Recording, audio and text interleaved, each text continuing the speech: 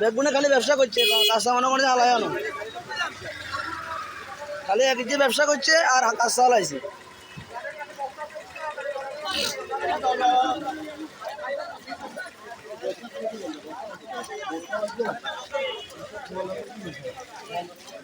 কি অবস্থা বাজার, যেন ফল করছে এনে এই অবস্থা। এগুলো বাজার